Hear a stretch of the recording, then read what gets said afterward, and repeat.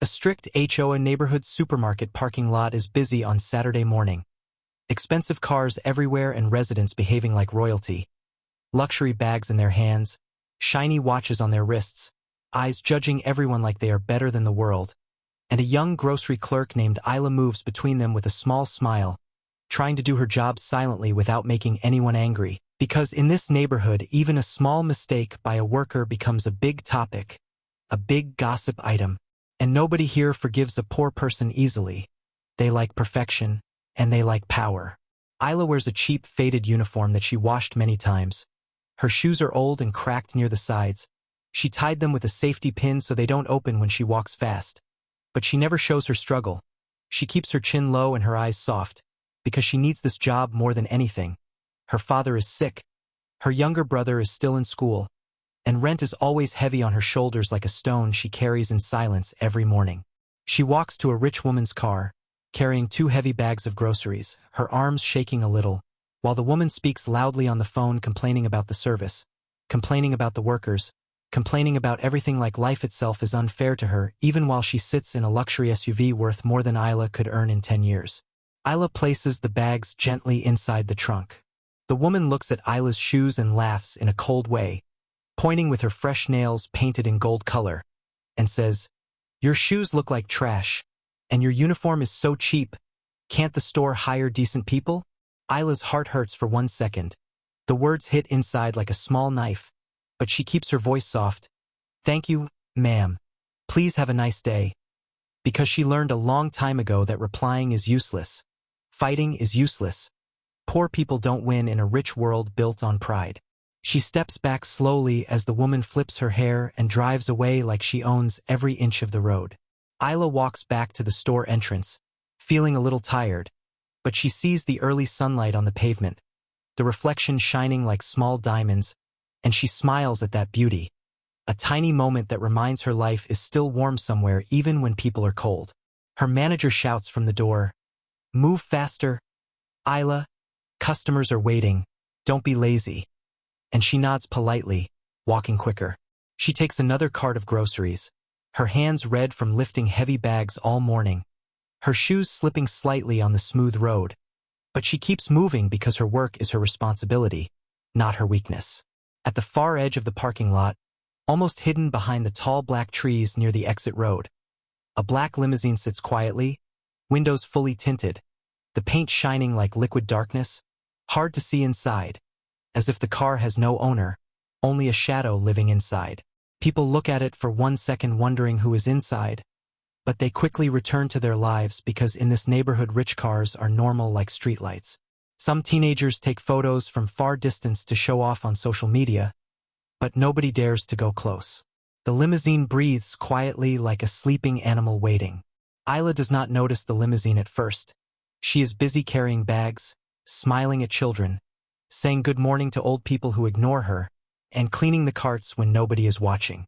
Her back hurts a little from standing for many hours. She stretches her fingers slowly to remove the pain, and in that exact moment she hears something, a tiny sharp sound like a small bird screaming, but not a bird. It is human, a baby cry, sudden, panicked, short like a warning, then louder like fear itself is coming from a small chest. Isla freezes. Her brain reacts faster than her body.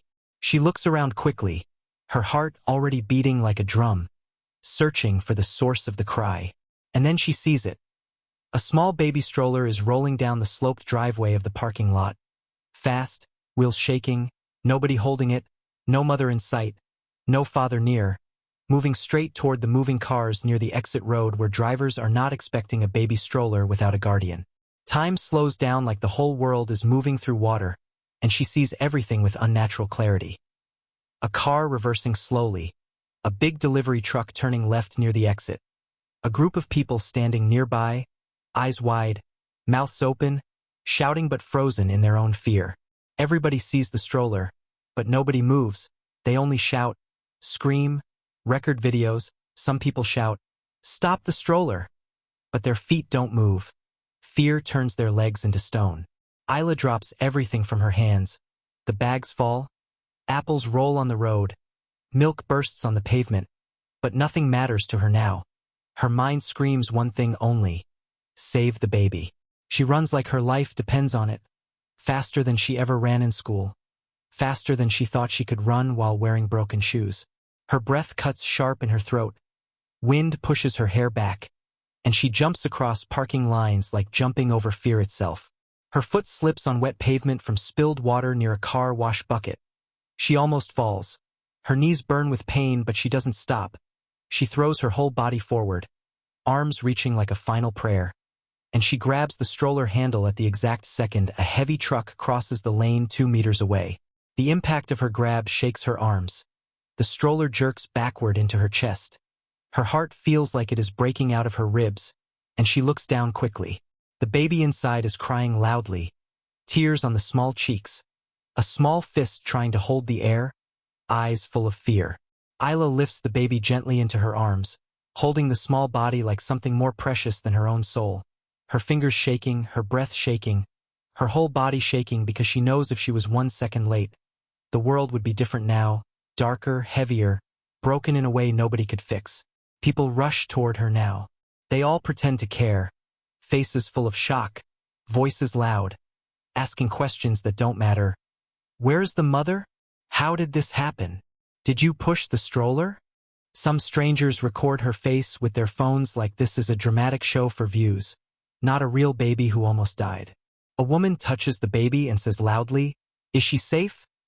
But Isla steps back, holding the baby close to her chest like a shield.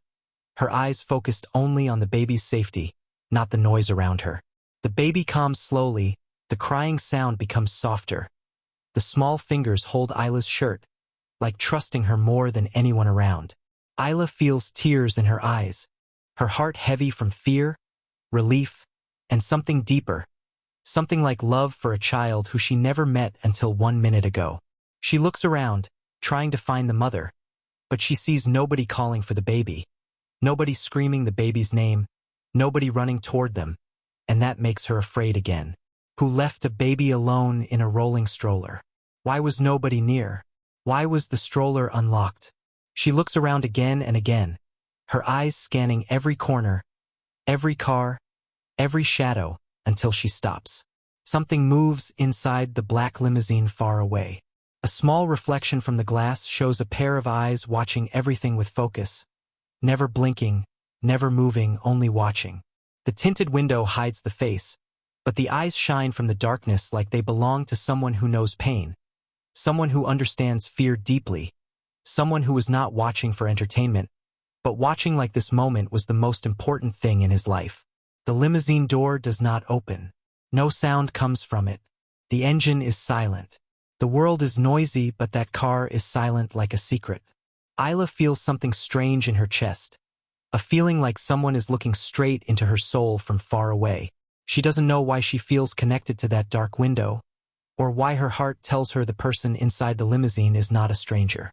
She doesn't know his name, his story, his past, but she feels like the eyes inside the darkness are not judging her, not insulting her like the rich woman did, but trying to understand her, like he saw something in Isla that nobody else ever cared about. People talk louder, traffic becomes busy again, cars honk. A security guard runs from the store shouting about safety rules. The world moves normally again, but inside the dark limousine, time is still frozen. The man inside leans a little forward, his face hidden behind shadows, his eyes fixed on Isla holding the baby like the whole universe is inside her arms. His lips move slowly, and he whispers one sentence so quietly that nobody outside can hear. But the words carry the weight of his heart, the pain of his memories, and the beginning of everything that will happen next. She didn't hesitate. His voice is low, full of something heavy, something emotional, maybe relief, maybe surprise, maybe admiration, maybe all at once, like a man who saw a small miracle happen in front of him. A miracle he didn't expect, a miracle that woke something sleeping inside his chest. He closes his eyes for 1 second, like remembering someone he lost, someone who would have done the same, someone who ran once to save something small and precious. His fingers touch the seat lightly, like touching a memory. Isla stands in the sunlight, holding the baby, her eyes full of tears she tries to hide. She does not know the man in the limousine saw her courage. She does not know her life just changed forever. She does not know she is now the most important part of a story she never chose. She only knows one thing. If she was late by 1 second, the baby would not be breathing now. She will never forget that feeling. The fear in the baby's eyes, the heaviness in her chest, the way her legs ran without thinking, like a force bigger than her pushed her forward. In that parking lot filled with expensive cars, fake smiles, and cold hearts, a small moment of real humanity happened, unseen by most, ignored by many, but watched by one man whose world will never be the same again. Isla stands in the middle of the parking lot, still holding the baby like she is holding her own heartbeat in her hands. People around her talking loudly, shouting, giving opinions, some blaming, some pretending to care, some recording her like she is a strange movie scene, and she tries to ignore all voices, focusing only on the baby's soft breath, the tiny chest moving fast from crying, the small fingers holding her shirt like she is safety in a dangerous world. She does not know where the mother is. She does not know why nobody searched for the baby, and the fear in her eyes slowly mixes with anger. How could anyone leave a child like this? How could people watch from 2 meters away and not move? She cannot understand because her body moved before her brain. She never thought. She just ran. And now everything feels heavy, like time is pushing down on her shoulders. Suddenly an expensive car alarm beeps, breaking the loud conversation, and a rich HOA resident steps forward, pointing at Isla like she did something wrong, shouting with fake confidence. "Why are you touching the baby? Who said you can pick her up? Maybe you caused this." Her voice sharp like a knife, trying to create a story where she becomes the hero even though she never moved to help, and others instantly follow her words because in this neighborhood one rich voice becomes truth even if it is a lie, and poor people become suspects even when they are saviors. The woman lies openly. "I saw her push the stroller, even though she was 20 meters away when it happened and she was busy fixing her hair in the mirror of her expensive car instead of watching a child in danger. But nobody questions her because she wears diamonds, and diamonds here are louder than truth." A security guard runs toward Isla, his face nervous, his hands shaking because he also knows how this neighborhood works. The rich woman already complained loudly, so he must follow her words or his job is gone. So he tries to take the baby away from Isla, saying, "Give the child, you are not allowed to touch, please step back." And people watch like a crowd watching a play, whispering nonsense, creating rumors in seconds, turning Isla from a savior into a villain because that is easier for their pride, easier for their ego than admitting they stood frozen while a young girl risked her life. Isla's eyes become wide. She hugs the baby closer to her chest, her heart burning with pain. She tries to speak, but her voice breaks. "I did not push, I saved her." But the words fall weak against the noise of 100 lies, and nobody listens except the baby who calms slowly, as if the child knows Isla is the only safe person in this moment. The guard steps forward again, preparing to pull the baby away, and people take their phones out again, waiting for drama. Then something unexpected happens, something that freezes the entire atmosphere like cold wind passing through fire. The black limousine door opens slowly without sound, and the entire parking lot goes quiet. All voices disappear like someone muted the world, because everyone recognizes the shape of the door, the luxury brand, the silence inside, and they know only one man in this neighborhood uses a limousine like this, only one person who never needs to speak to show his power. The richest resident in the whole community, Adrian Shaw. He steps out slowly, tall, quiet, dressed in a dark suit without any shine. His face cold but eyes heavy like he carries a mountain in his chest, and nobody dares to breathe loudly when he walks. Even the rude woman steps back like a mouse hiding from a lion. Adrian does not look at the crowd, he does not look at the woman, he does not look at the security guard who freezes mid-step. He walks directly to Isla, his shoes making almost no sound on the pavement, his face calm but his eyes full of storm. He reaches the stroller first, touches it gently with one hand, checking every corner, the wheels, the seat belt, the baby blanket, like he is searching for a missing piece of his heart, and then he slowly lifts his eyes up to Isla. For one long moment, they look at each other, her eyes full of fear and confusion, his eyes full of something she cannot understand, something deep like pain mixed with admiration, like he is seeing not a worker in cheap shoes, but someone more important than everyone shouting around them. He does not ask questions. He does not shout or panic. He simply extends his hands toward the baby. his voice soft like a whisper, a voice that carries authority without force. "Give her to me." Isla's heart shakes inside her chest. She slowly places the baby in his arms, and the baby instantly stops crying the second she feels her father's chest. Her tiny fingers grab his jacket like she found home. Adrian holds the baby close, his jaw tight, his eyes full of relief and something like guilt. He kisses the baby's head softly, and the entire parking lot watches quietly because they have never seen Adrian show emotion before, never seen him hold anything so fragile. Then he turns, not to the security guard, not to the crowd, but directly to the rich woman who lied. His voice is low but sharper than any scream. "She saved my child." 4 words. Only 4. But they break every lie like glass. The woman's face loses color. Her mouth opens to speak but nothing comes out. Her lies melt under the weight of truth that money cannot change. And the crowd suddenly changes sides like they always do. Now pretending they supported Isla from the start. Pretending they knew she was a hero. Their hypocrisy shining brighter than their jewelry. The security guard steps back quickly, his eyes scared, whispering sorry again and again, wanting to disappear from shame. People lower their phones, hiding the recordings because now drama became dangerous for them. Adrian does not look at anyone else. He only looks at his baby, and for the first time, Isla sees something in his eyes, fear. Not the loud fear of a weak person, but the silent fear of a father who almost lost the only piece of his broken world. It is the kind of fear that destroys sleep forever. The kind of fear that never leaves. Isla feels her stomach twist. She realizes the baby was not abandoned. Someone was supposed to be there. Something went wrong.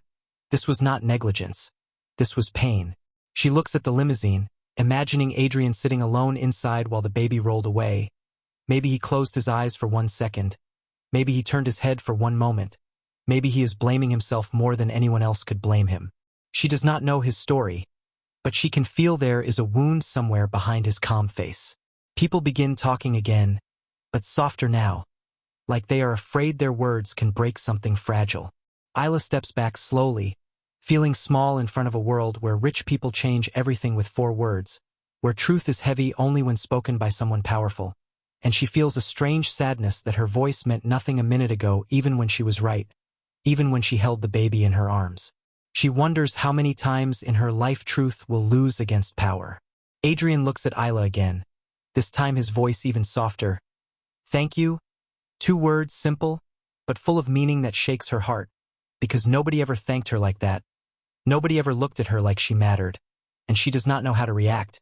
She just nods quietly, her eyes wet. She steps back again, letting him pass.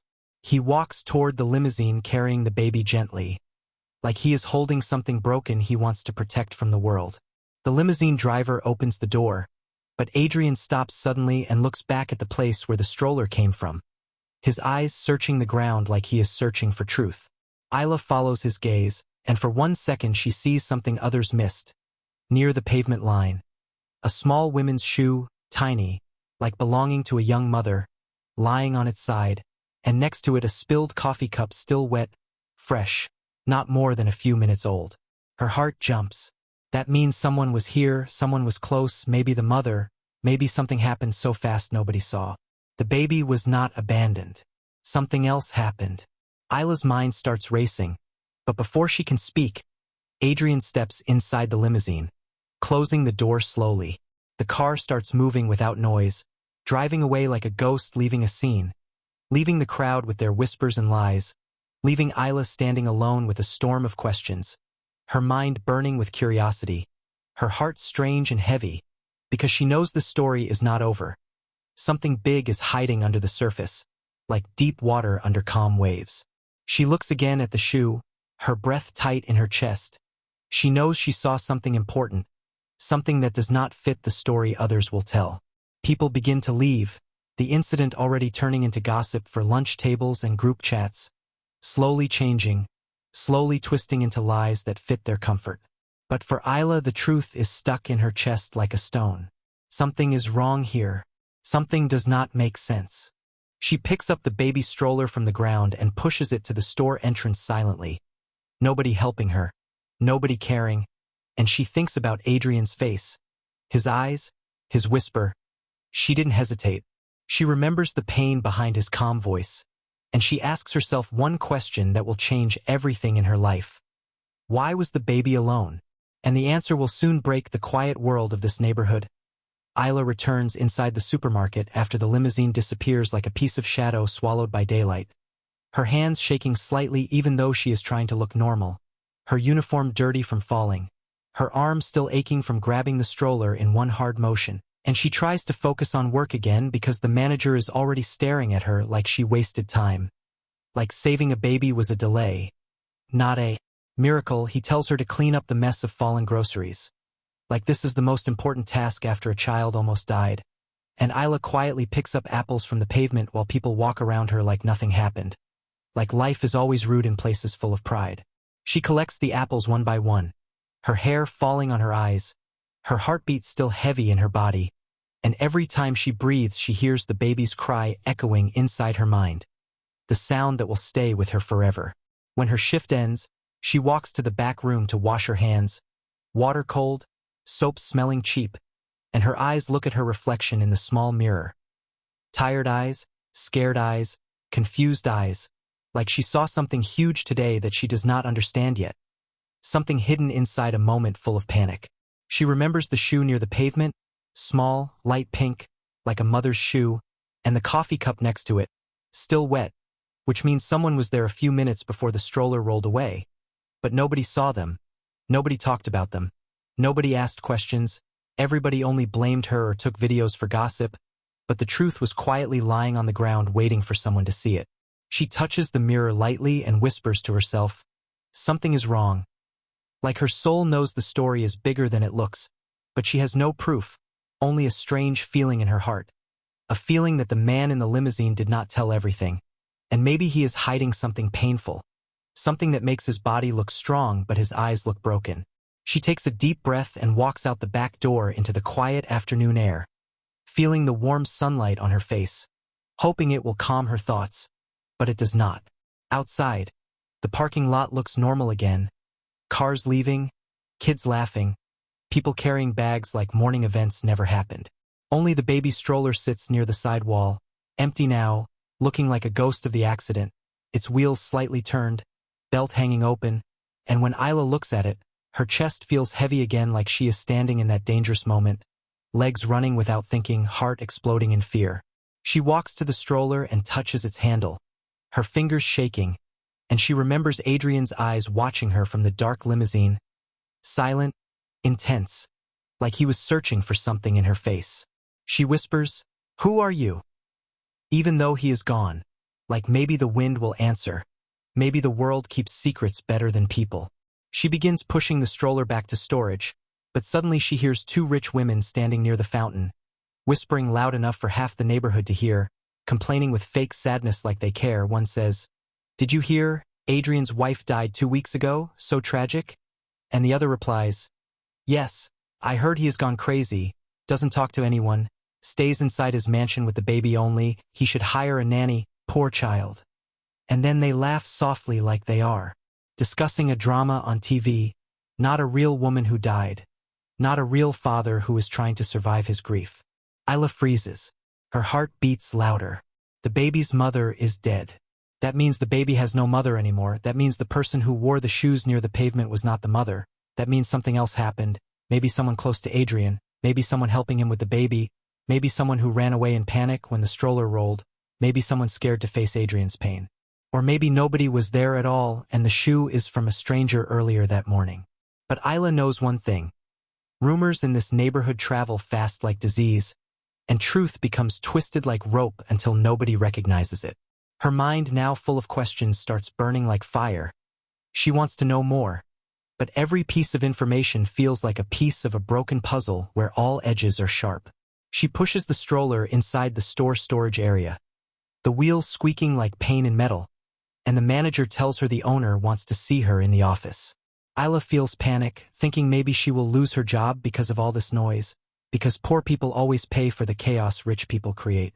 She walks to the office slowly, her heartbeat loud in her ears, and the owner, a soft-spoken older man, looks at her with heavy eyes and says quietly, "I saw what you did. Cameras saw everything. You saved a life today, and his voice shakes slightly, like he is emotional but trying to hide it because business minds are trained to be cold. Isla feels her eyes wet, because she never expected praise from anyone in power, especially not here. But before she can thank him, he says, "But I need you to stay silent about this. Do not talk to customers. Do not talk to reporters if they ask. We cannot have drama in front of the HOA board." Her heart tightens again. Silence. Always silence. Saving a life is less important than protecting the reputation of a neighborhood built on rules and image. She nods slowly, because she needs this job, and he pats her shoulder with a tired smile, telling her to go home early. She leaves the store, walking through the parking lot like a ghost moving through sunlight, her thoughts louder than her steps. She walks down the street toward her apartment, passing tall houses with perfect lawns, big gates, flowers cut in perfect shapes by expensive gardeners.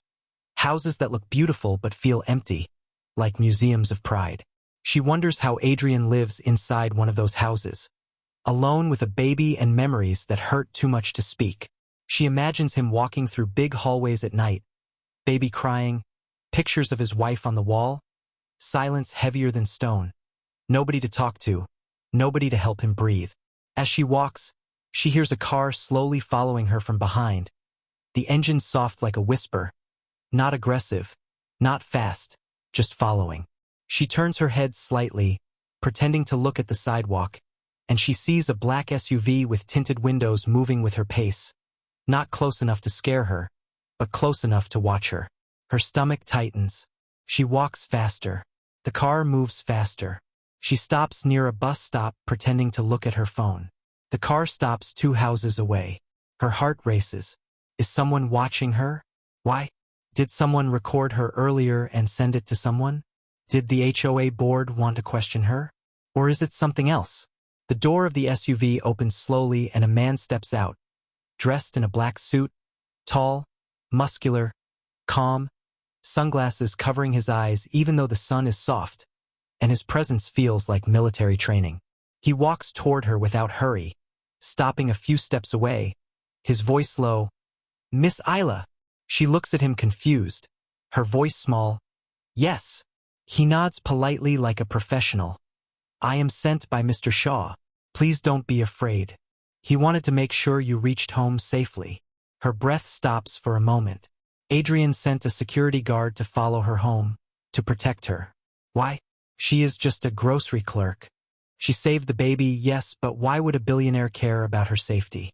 She looks at the guard again, unsure what to say, her voice trembling. Why did he do that?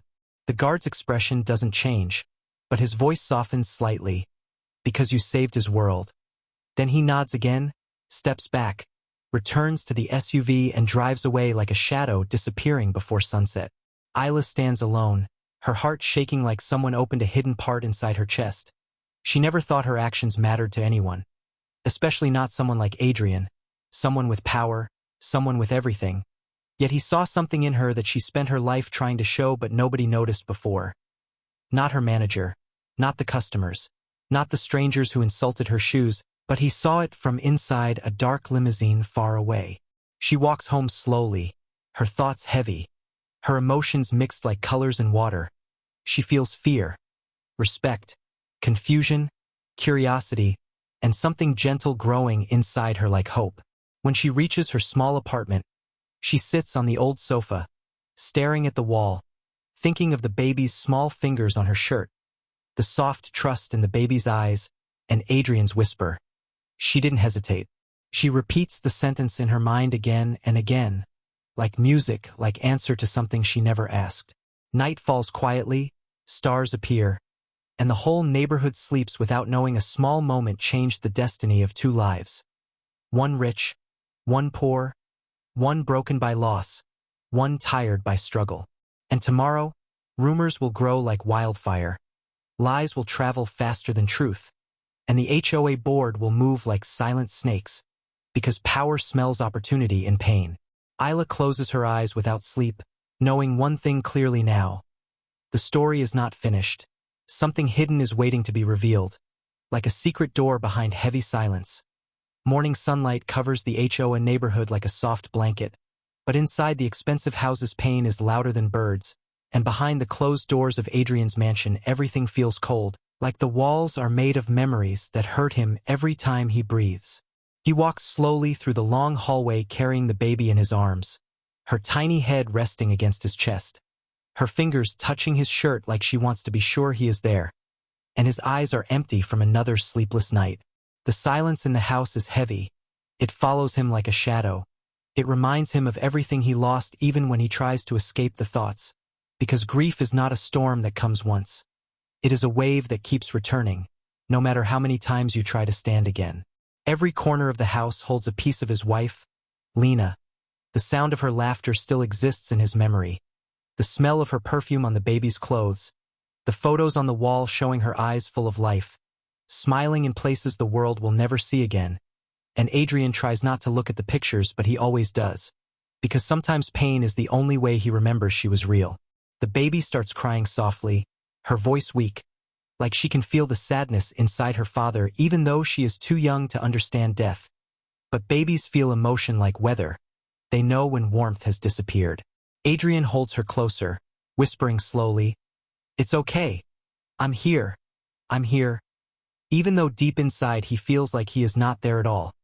His soul feels lost in some dark road where every direction leads to the same empty room. He walks into the baby's room, a place painted soft yellow, full of toys Lena chose months before the baby was born. Toys that will never know her hands, small clothes folded perfectly. A rocking chair near the window where Adrian sometimes sits at night for hours without moving, just holding the baby while the house sleeps, trying to remember how to live. He sits in the chair now, rocking slowly, the baby calming in his arms, and his mind returns to yesterday. The moment in the parking lot when time stopped, when his heart exploded in horror watching the stroller rolling without him, and he saw Isla running like a lightning bolt, jumping like she has wings hidden behind her uniform. Her fear becoming courage in 1 second, her body moving faster than everyone around her, and he realized something he never expected. A stranger, a girl he never met, saved the only person left in his world. He whispers again, "She didn't hesitate," and his eyes turn wet, because hesitation is what killed Lena. Hesitation is what he remembers every night. Her voice saying, "Wait, I'll get my bag." And he said, "No rush, take your time." And those 2 seconds changed everything forever on the road that morning. His hands shake, he stops rocking the chair, his breathing heavy, his chest full of pain he hides from everyone. Because the world expects rich men to be strong like stone and never cry, but grief makes every stone break from inside. A soft knock comes from the door. Adrian wipes his eyes quickly, stands up, holding the baby, and walks to the door. His personal housekeeper, Maribel, stands there holding a tray of food, her eyes gentle, older, like a mother watching her child suffer. She speaks quietly, "Sir, you need to eat." But Adrian shakes his head. He hasn't eaten properly in days, only coffee, only silence, and she tries again. "The baby needs strength from you." And he looks at her for a long moment, the truth cutting his chest. Everything depends on him now. A tiny life will grow only if he keeps breathing. He takes the tray slowly, thanks her with a small nod, and Maribel steps back, closing the door, leaving him with the silence again. He sits on the sofa in the living room, places the baby gently in her crib next to him, and stares at the food, unable to taste anything. His phone rings.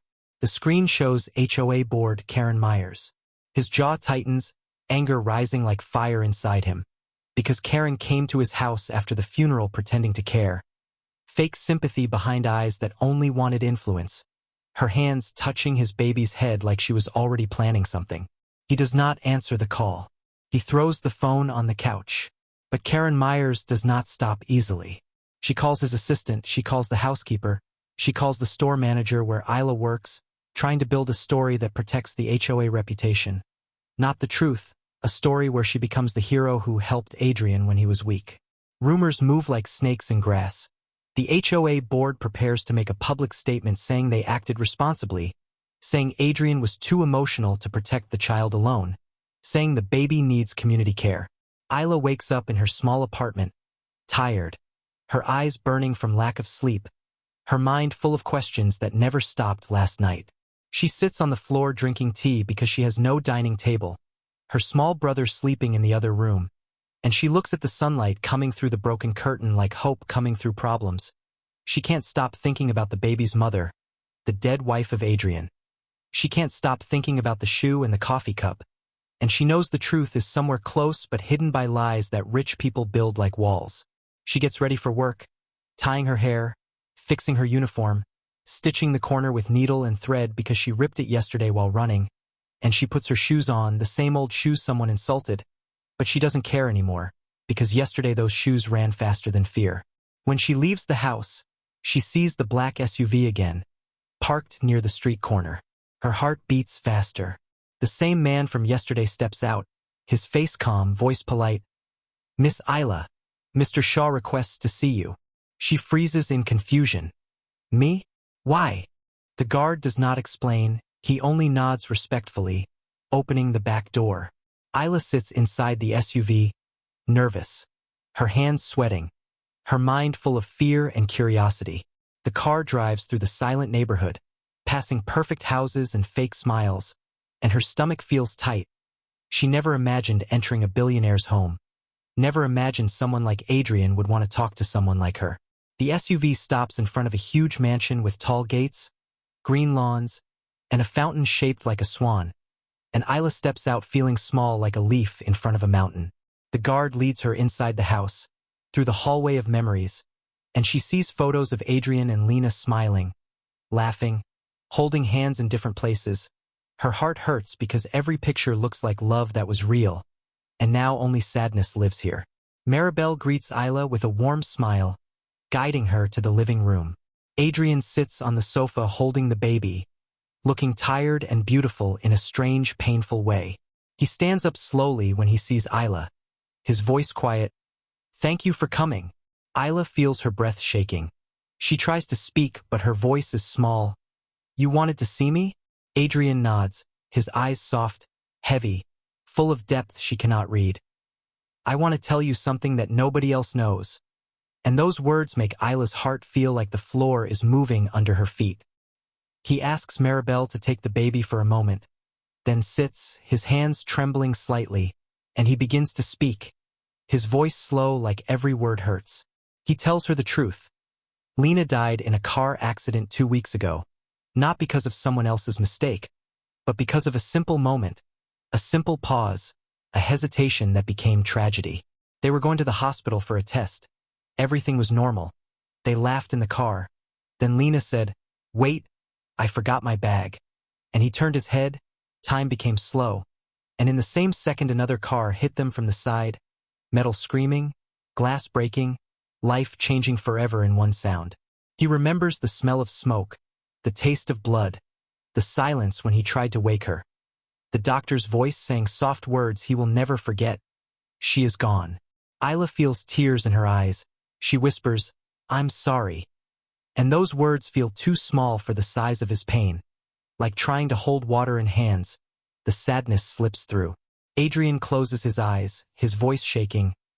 "Every night I sit in the baby's room thinking if I did not turn my head, if I did not wait, she would be here, holding our daughter."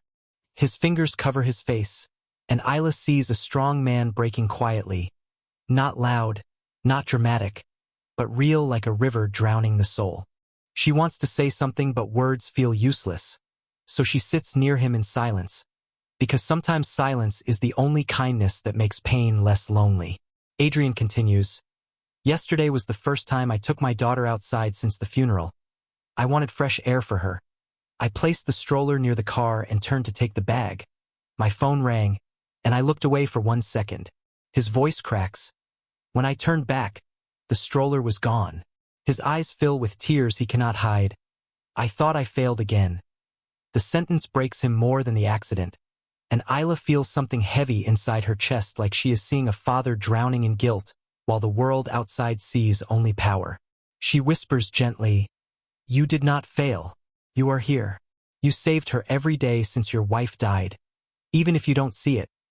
Her words simple, gentle, like a small light inside dark room.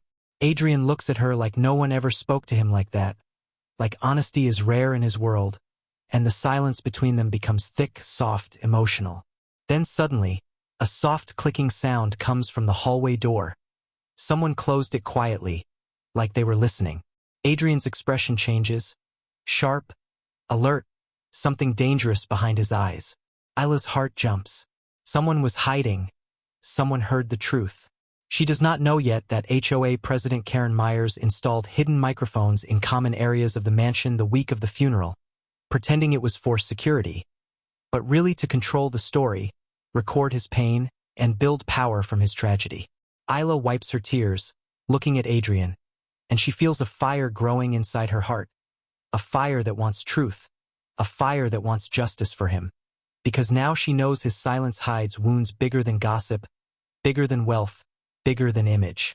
She stands up slowly, her voice steady for the first time. You trusted me with your truth. I will find answers. Adrian looks at her with eyes full of shock and respect, like he never expected a grocery clerk to show strength he lost. And in that moment something changes in both of their lives. A connection built from pain, from courage, from a moment where death almost returned but a stranger ran faster than fear. Outside the mansion, the sun shines, but inside, a storm begins. A storm that will expose secrets, betrayals, and the real reason the HOA board wants control of Adrian's child. The mansion feels different after Isla hears the click of the hallway door, like the quiet walls are suddenly watching, like the floor hides secrets under marble, like every breath inside the house is being recorded by someone unknown. She looks at Adrian's face and sees the shift in his eyes, soft grief turning into sharp awareness. Like his heart is still broken but his instincts wake up. The instincts of a man who built an empire. The instincts of a man who knows when someone is trying to destroy him. Adrian stands up slowly, his hands still trembling. Not from sadness now but from anger. The kind of anger that does not shout but changes everything inside a person. He takes one deep breath, looks at Isla with quiet intensity, and his voice becomes low like he is speaking from a place deeper than pain. Someone is listening. Isla's heartbeat jumps in her chest. She remembers the sound clearly. The soft click of a door. The kind of sound someone makes when they are scared to be caught. Not bold, not open, but secretive. Adrian walks toward the hallway, his steps slow but sharp, like a person who already knows what he will find before opening the door. Isla follows him quietly, her hands shaking but her feet moving, because something inside her tells her this is not just about grief anymore. This is about something bigger, something dangerous. The hallway is empty, sunlight falling from the big window making warm patterns on the floor. Everything looks beautiful and peaceful. But peace feels fake now, like expensive perfume hiding a bad smell.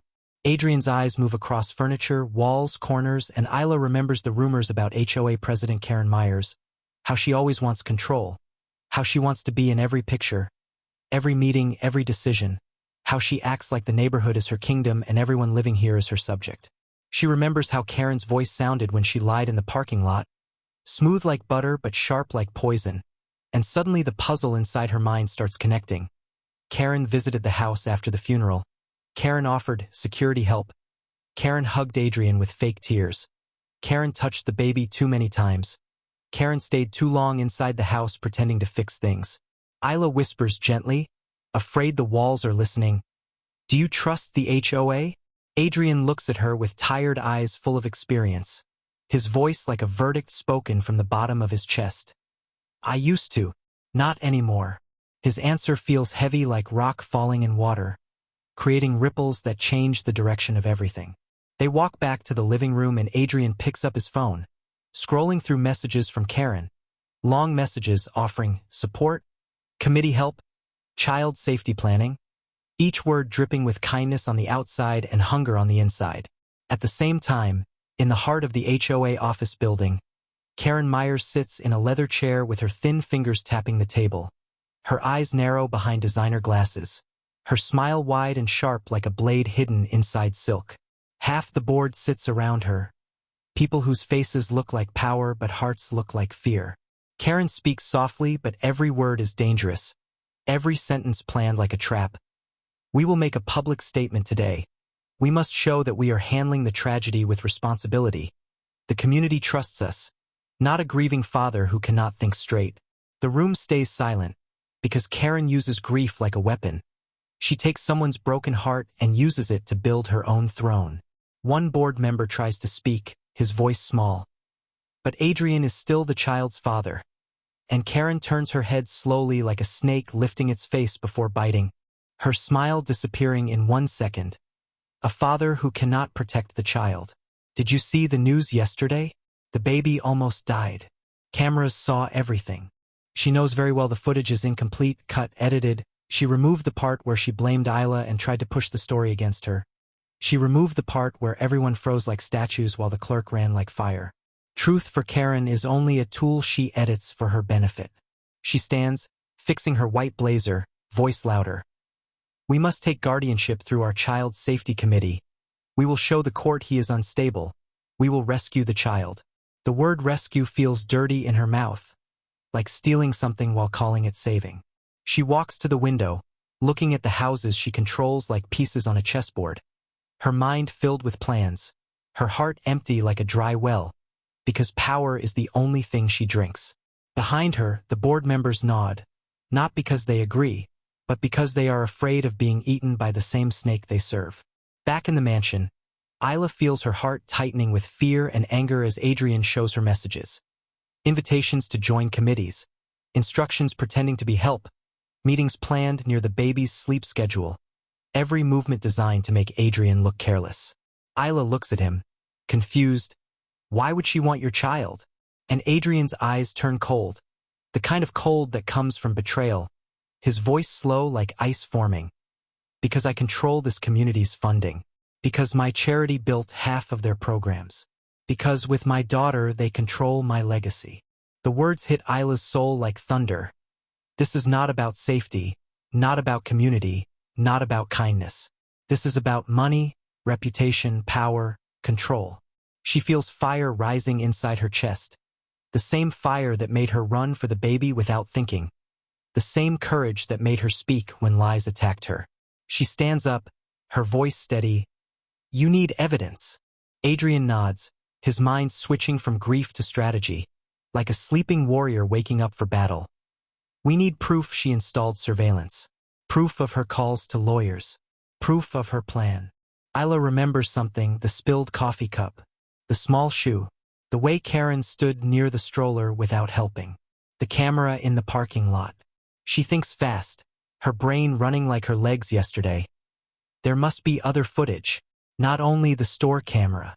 Maybe the gas station camera, maybe the street camera. Adrian looks at her with surprise and respect again. Like he didn't expect this sharp thinking from someone who the world sees as small. Before they can speak more, the doorbell rings. Maribel opens the door and Karen Myers walks inside with 3 board members behind her. Her fake smile glowing like plastic. Her perfume heavy like clouds hiding storm. Isla stands frozen. Adrian's jaw tightens. Karen opens her arms like an old friend visiting a sick relative. Her voice louder than necessary. Oh, Adrian, darling, we came to check on you and the baby. We are so worried. The community is worried, we must talk. She doesn't wait for permission. She walks inside the house like she owns it. Board members look around like vultures pretending to be doves. Their eyes scanning everything, counting everything, calculating everything. Karen touches the baby's crib gently, pretending softness, her voice sweet like poison mixed with honey. I know you are going through a hard time. You shouldn't handle everything alone. You need help, and we have lawyers ready, doctors ready, counselors ready. Every word is a thread of a spider web. Every sentence a rope meant to tie Adrian's freedom. Adrian listens, silent, his eyes cold like winter. But Karen mistakes silence for weakness. She steps closer, lowering her voice like she is whispering love when she is whispering chains. The truth is, dear, the baby needs a stable environment, and you are not ready after your loss. Let us help. Sign guardianship temporarily and you can focus on healing. Isla's blood boils, her fists close. She wants to scream the truth. She wants to tell Karen she knows everything. She wants to rip the fake mask from Karen's face. But Adrian speaks first, soft but sharp. Where were you yesterday? Karen blinks, confused. Excuse me. Adrian repeats, voice thick with anger. In the parking lot. You arrived before security.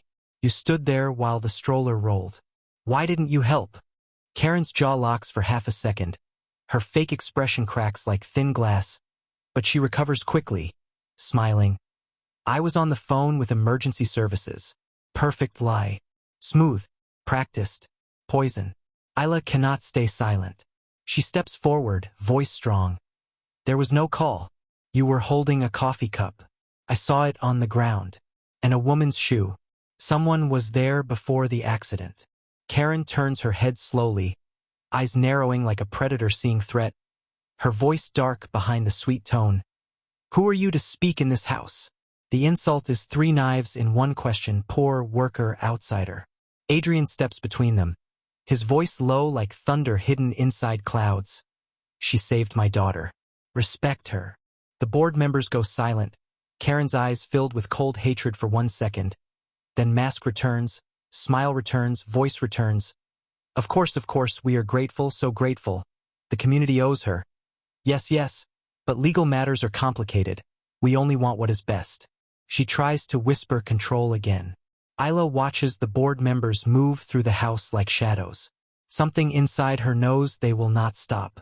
They will push harder, they will twist truth, they will break Adrian using law, using papers, using emotion, because snakes do not attack openly, they bite quietly. She looks at Adrian. Their eyes meet, and in the middle of chaos, they understand one thing. They must fight back. Karen walks toward the door, preparing her fake exit, her voice full of final words. Think about what I said, Adrian.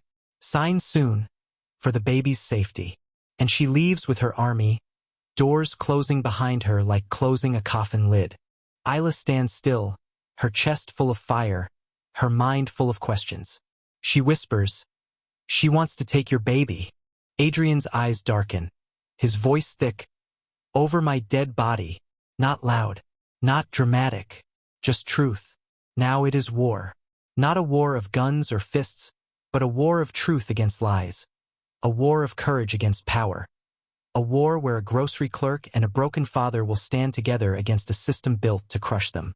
The baby sleeps peacefully, unaware that her future hangs in fragile balance between hands of love and hands of greed.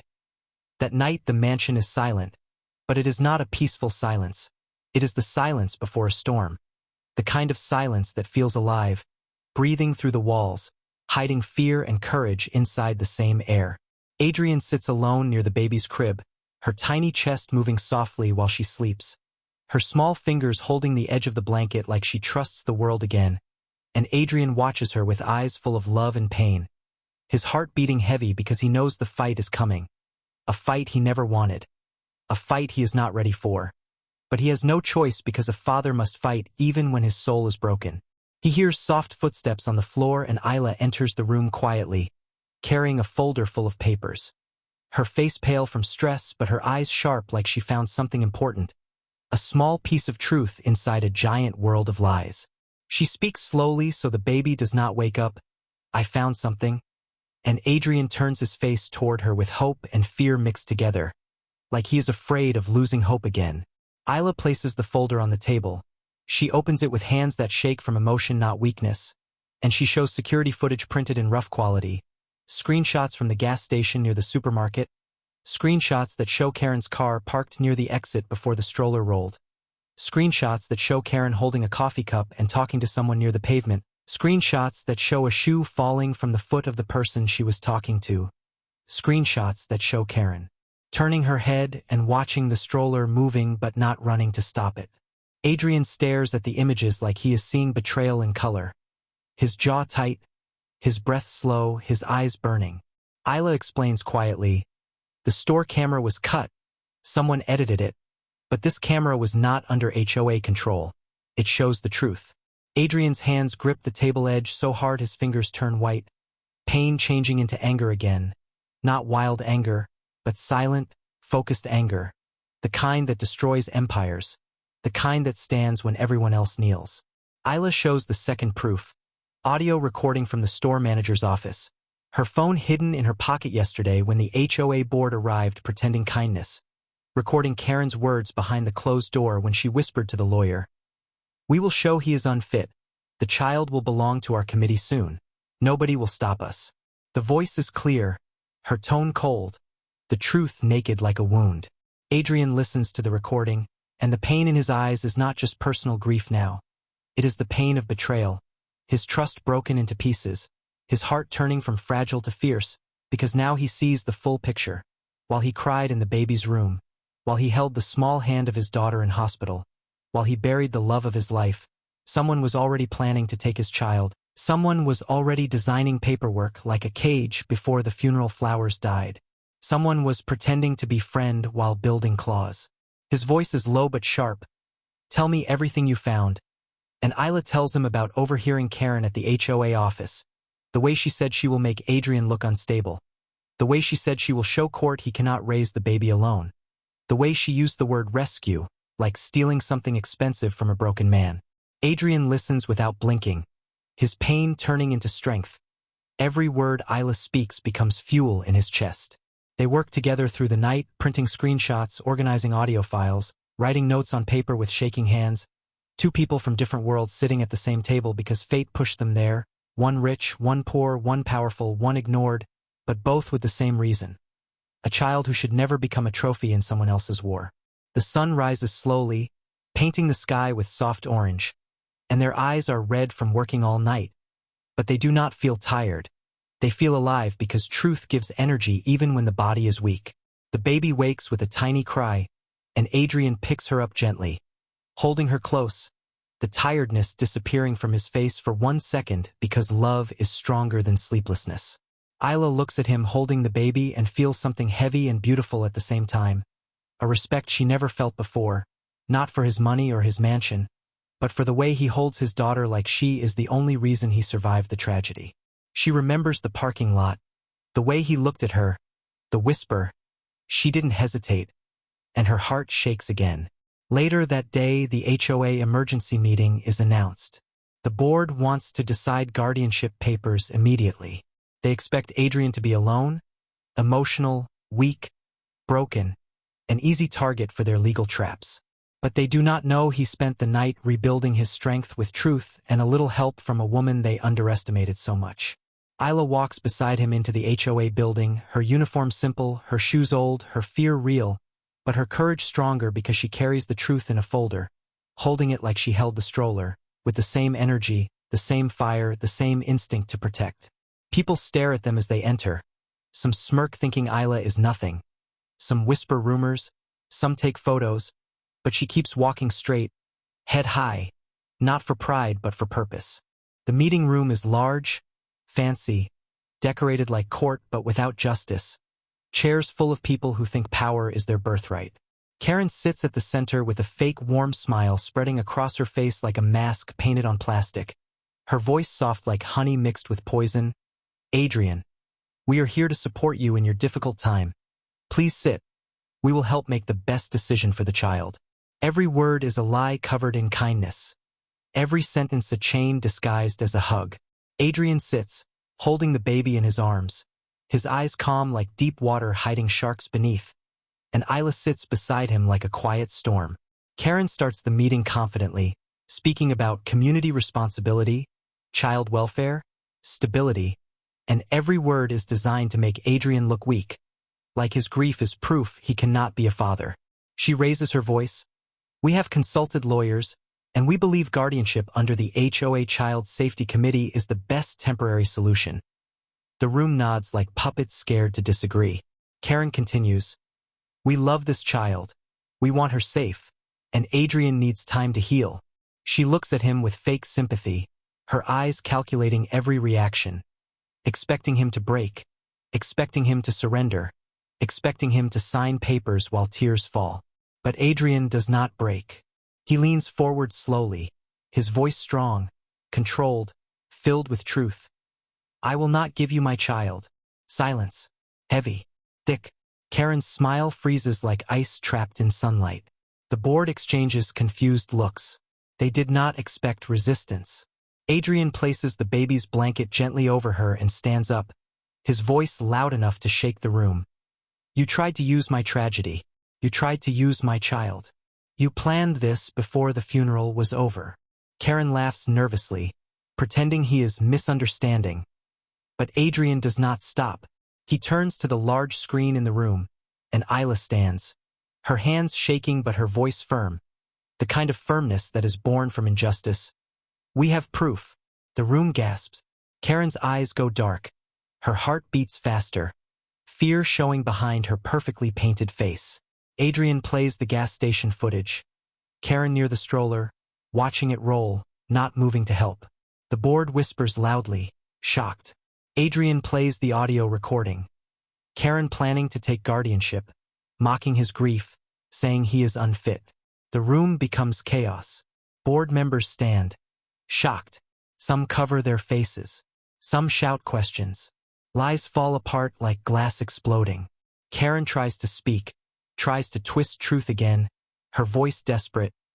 "This is fake, edited, manipulated." But nobody believes her now. The evidence stands like stone. Her kindness mask falls completely, her eyes burning like snake eyes without cover, and she screams, "You are unstable, Adrian. You will ruin everything." In that moment, the whole room sees her truth.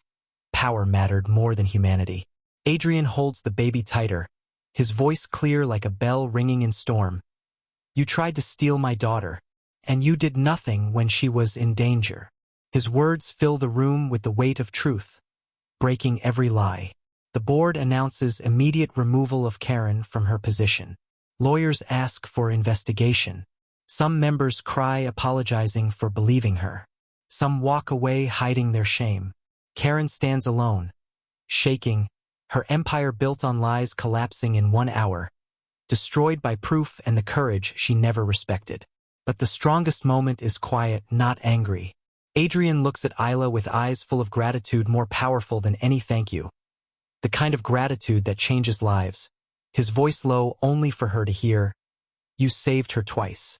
Isla's tears fall silently, not for victory, but for the child who will grow safe, for the father who will finally breathe, for the truth that won against power, for the moment she realized her courage mattered even if the world called her small. The baby wakes up, opening her eyes as the sun falls through the window, touching her face gently, and she reaches her tiny hand toward Isla like she remembers the safe arms from the parking lot. A grocery clerk and a grieving father stand together, not because of blood, not because of money, but because courage connected two broken worlds when everyone else watched. The meeting ends like a storm suddenly stopped by sunlight. Everyone leaves the room in confused silence, some ashamed, some shocked, some angry for believing a lie that looked beautiful until truth broke it open, and only Isla, Adrian, and the baby remain inside the cold conference room where lies fell like glass and truth stood like stone, the chairs around them empty now but still holding the weight of all the words spoken, all the voices raised, all the hearts changed. Adrian stands holding his daughter, her tiny face pressed against his chest, her soft breathing calming him more than anything in this world could, and his eyes still shine with the fire that woke inside him when he realized how close he was to losing her, not because of an accident, but because of people who saw a tragedy as an opportunity to steal power like thieves taking gold from a broken house. Isla stands beside him, her uniform simple and dirty from the long night of searching for evidence, her old shoes carrying miles of courage, her eyes still shining with determination even though she is exhausted in her bones. And when she looks at the baby, she feels the same deep pull inside her heart that she felt in the parking lot when the stroller rolled toward danger. A pull that said without speaking, "Run, save her." Outside the building, reporters wait like hungry birds, cameras pointed, voices shouting. But security keeps them away because this is not a show anymore. This is a father holding what remains of his world. This is a girl who risked everything not for fame, not for money, but for a truth she could not let die in silence. The hallway is long and quiet as they walk, the floor echoing their steps, people watching from doors with mixed emotions, some whispering apologies, some avoiding eye contact because they remember the moment they believed Karen's lies and ignored the truth in front of them. Adrian walks slowly, his body tired from grief, his mind tired from fighting, but his heart finally steady like a tree after a storm, roots deep. When they reach the exit, the bright sunlight falls on them, warm, soft, real, and Isla closes her eyes for a moment because it feels like the world finally breathes again. Adrian opens the SUV door, sits inside holding his daughter carefully, and Isla steps forward to leave, thinking her part is finished, thinking her life will return to its small apartment. Long shifts, cheap shoes, but before she takes a full step away, Adrian calls her name with a voice that sounds different now. Not broken, not empty, but clear. Isla. She turns, unsure, her hands shaking slightly, her heart confused because she does not know what he wants from her now that the fight is won. Adrian looks at her for a long moment, his eyes full of respect, gratitude, something deeper she cannot name, and his voice is slow like a promise, like words he thought about all night. You saved her twice. Once from the road, and once from cruelty. Isla's throat tightens, tears burning behind her eyes, because nobody ever placed value on her actions like that. Nobody ever saw her courage except a man sitting behind dark glass who understood pain when he saw it. She tries to speak, but her voice breaks. Only 2 words come out, weak and honest. She's safe, and Adrian nods, the meaning heavier than 1,000 sentences. He reaches into the car and pulls out a small envelope, plain white, nothing fancy, and hands it to her. Isla hesitates, confused, but takes it slowly. Adrian explains with quiet strength. It is not money. It is a job offer. For you. Isla blinks, her shock visible on her face. Job? Adrian nods, his voice soft but firm. I want you to be her caregiver, full-time, to live in the guest house at the mansion, to be close to her, because she trusts you, and because I want her raised with someone who knows courage without titles, kindness without reason. Those words hit Isla's heart like a wave, everything inside her shaking, because this is not charity, this is not pity, this is respect. This is a door opening into a life she never imagined, a life where she can make a difference, where she can be close to the child who looked at her like safety. She opens the envelope slowly, her hands trembling. Inside is a contract, salary bigger than anything she dreamed, housing included, health benefits for her family, and one sentence written by Adrian himself, to Isla, who runs when everyone else watches. Tears fall from her eyes silently, her heart full of something new, something heavy and beautiful, dignity. She looks at Adrian, her voice soft like the baby's breathing. Why me? Adrian smiles, a small broken smile from a man who lost everything but learned something huge in loss. Because when the world froze, you moved. And because my daughter reached for you before she reached for anyone else. Alia covers her mouth with her hand, trying to hold emotions, and she nods slowly, like accepting her own worth for the first time in years. But before she signs, she speaks, her words soft but powerful. I have a little brother. My father is sick. I take care of them. Adrian nods without thinking twice. They will move with you. The guest house has space. Your father will get medical support. Your brother will study without worry. Isla looks at him like the world is changing shape around her, like reality is turning into something she never dared to imagine, like the future suddenly looks possible. She signs, and when her name touches the paper, something invisible happens. 2 different lives connect into one shared future. Not because of money, not because of charity, but because courage recognized courage, pain recognized pain, kindness recognized kindness. Outside the building, the wind moves lightly, carrying away the remains of Karen's lies like dust blowing from broken glass. Days pass. Karen is removed from her position, facing legal questions she cannot run from anymore. Her empire of manipulation destroyed by the small truth she never expected would fight back. The HOA board restructures, trying to repair the trust they almost killed with ambition. People in the neighborhood change their eyes. When they see Isla now, they do not see old shoes, cheap uniform. They see the woman who ran faster than fear. They see the person who stood up against power when everyone else hid behind silence. Inside the mansion, life slowly becomes warm again. The baby grows, laughing in the sunlight near the window where the rocking chair still sits. The same chair filled with tears on cold nights now filled with small giggles and soft hands touching Adrian's face. Adrian smiles more now, not wide, not loud, but real, and every time he holds his daughter, His heart feels less heavy. His grief still present like a scar, but no longer bleeding. Isla learns the rhythm of the house, wakes early, feeds the baby, walks through the garden, talks to Adrian about small things that matter in quiet ways. Sunlight on leaves, baby's smile, memories of Lena that feel painful and warm at the same time. At night sometimes, when the house sleeps, Adrian sits outside under the stars with Isla nearby holding a cup of tea, and he tells her stories about Lena. How they met, how they dreamed of a life filled with laughter, how their baby was supposed to learn piano because Lena loved music. And Isla listens, not as an employee, not as a stranger, but as someone who understands that love never dies even when people do. It remains living inside the way you speak their name, inside the promises you keep for them. Weeks later, one early morning, before the sun rises fully, Isla carries the baby outside to the garden with Adrian walking beside them.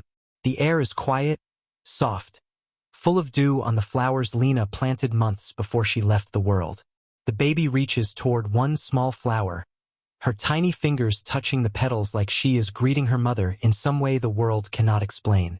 Adrian's eyes fill with tears once again, but this time they are not heavy tears of pain. They are soft tears of memory and love blending together like sunrise mixing night and day. He whispers to his daughter, "You will grow with love," and the baby laughs, her voice small but powerful, filling the morning air with life. Isla stands near them, feeling her heart full of meaning she never felt before. Not money, not fame, but purpose. The purpose of protecting a child who connected two broken worlds and made them whole in a way nobody expected.